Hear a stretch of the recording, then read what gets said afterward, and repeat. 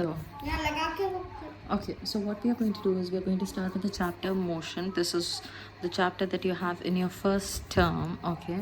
And what are we actually doing in this particular chapter is that we are discussing what motion is.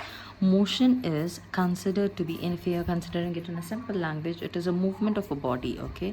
What is motion? It is movement of a body from one position to another, from point A to point B. If any body or an object is moving, that is what is considered to be motion. Okay, there are two conditions when we need to talk about motion. What are the two conditions that we are going to talk about? One is that it will be rest and the other will be motion. Okay, when a body is in rest, that means it remains with the passage of time. Okay, like at 10 a.m it will be at the same position, at 12 p.m it will be at the same position, at maybe around 4 p.m again it will be at the same position. This is what is called as rest. Whereas motion means with the passage of time an object will move from point A to point B, and then from point B to point C it is going to keep on moving. So maybe 10 a.m it is here, 12 p.m it was here, and at 4 p.m it is somewhere here. This is what is described as a motion. Okay, motion is often perceived with a position, change in position. What is going to happen? Change in position is going to happen of a particular body. That is what is called as motion. Okay, now how does one body go from rest to motion? Okay, there is this particular ball or some object which is at rest already, and from rest it is supposed to go in motion. So how does it actually go? It happens when a body changes the state of movement, the state of rest to, it goes from the state of rest to state of motion. It is called as,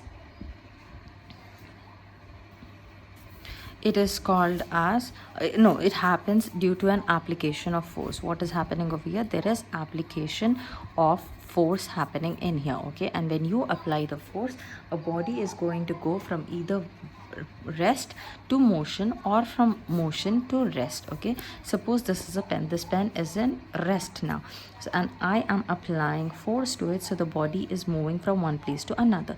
This is motion. Okay, now this body is actually moving, and unless and until I apply some force to it, okay, I am applying a force over here to it. Okay, I'm applying this. Let's take into consideration this particular pen. The pen is rolling in here, the pen was rolling, and if I apply some force over here, the pen stops in here. This is what is the application of force. The application of force onto an object can change the state of rest to motion, or the state of motion to rest. Application of force, listen very carefully here, can change a body from rest to motion, or application of force can change a body from motion to rest. Okay, for both conditions application of force is required. An external force, this is going to be an external force. I really want you to write it down and understand. Stop anything at any point, rewatch it and understand. Okay, this is what is called as motion. Okay, now description of motion is very well understood for us. We have been studying for a very long time now that what is motion and all. We studied in 6th, 7th, 8th and 9th. We are studying again. Okay, now motion can be along different paths. Motion can be along different paths. The first we are going to talk about motion along a straight line. Along a straight line. So what happens along a straight line means along a straight fixed path the body is going to go. So if I take into consideration 0, A, B, C, the body is going, this is a body, this body is going to move along the fixed path. Okay, this is called as motion in a straight line. Okay, and when I talk about motion in a straight line, the distance covered, okay, we are talking about the distance covered from O to A, and the distance covered from A to B, and the distance covered from B to C will be equal to the complete distance of O to C. Okay, it will be equal to the complete distance of O to C. This is what is called as motion in a straight line. But if imagine this is also motion in a straight line, but it is a rolling motion. What do we see over here? The body is going to either slide or roll over here. If the body, if it is this, okay, and kept at a certain height, what's going to happen? It is going to slide down. Okay, so it will be called a sliding motion. Okay, if something is sliding down a hill, then it is called a sliding motion. If I keep a ball here, the ball is going to roll down and go down, so it will be called as rolling motion. Okay, there are different types of motions that you are understanding here. What are the different types of motions you are understanding? This is called as sliding motion. And if I talk about this is called as rolling motion, because the pen was rolling in here. So rolling motion you have sliding motion. Okay, and this motion, whether rolling or sliding, it is happening in all along a straight line or a straight path is what we understand.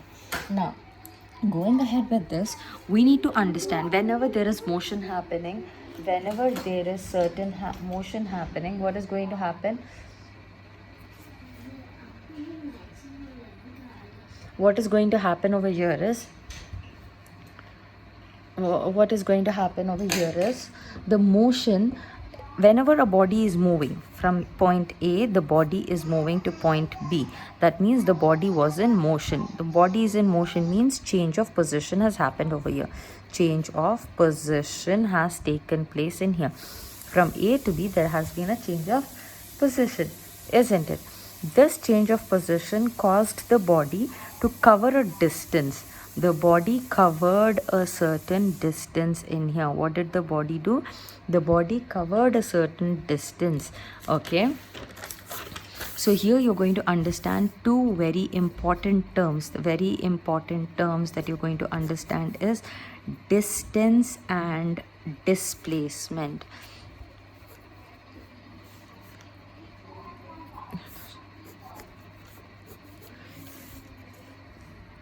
Okay, distance and displacement is what we have here. What is distance? When a body has moved from position A to position B, okay, the distance covered, okay, it is a measure. What is distance? Distance covered is the measure. What measure is it? The measure of length covered. Measure of length covered by a moving object. Okay, when an object is moving, how much of this the length has been covered, that is what is called as distance. So if I write down the definition of distance, it is going to be the magnitude. It is the magnitude. Magnitude means measure. Magnitude of length covered by moving object. Whenever there is a moving object, how much of the magnitude it is covering, that is what is called as थोड़ा छोटा करो ये वाला part, ऐसा लेके जाओ इसको. Okay, that is what is called as distance. Distance is the magnitude of length covered by a moving object. And distance covered can be in any direction. Distance covered can be in any direction. Let's take an example. I say that Rohit is walking. Rohit is walking 4 kilometers. Now, where 4 kilometers is it going? Is it going to the north or to the south or northeast or northwest or southeast or just east or to west or to southwest? Where is he going? The direction is not mentioned. Usually, distance, when it is mentioned, it does not necessarily need to have a direction mentioned. Okay, distance covered is going to be either, it will be without a direction. Okay, it will be without a direction. Distance covered, okay. Now you go from your home to go to your school, isn't it? You go from home to your Delhi private Sharjah, you're going. Okay, so the distance is covered. Is it certain distance that you're covering? 10 kilometers north, 10 kilometers south, 5 kilometers this? No, you just calculate the complete distance and say that I'm going maybe traveling 13 kilometers a day to reach my school. Okay, so it does not have a fixed direction. Distance covered by an object does not have a fixed direction. Okay, if I talk about Rohit can be walking on a treadmill. Okay, he is walking 4 kilometers. It can be on a treadmill, isn't it? So 4 kilometers on a treadmill means it does not have any direction over there, right? So distance is the magnitude of length covered by a moving object.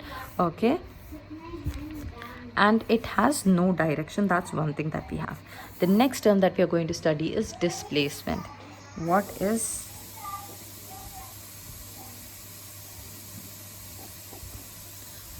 displacement?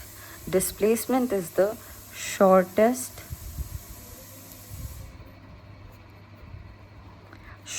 distance between 2 points. First, let's understand what is displacement.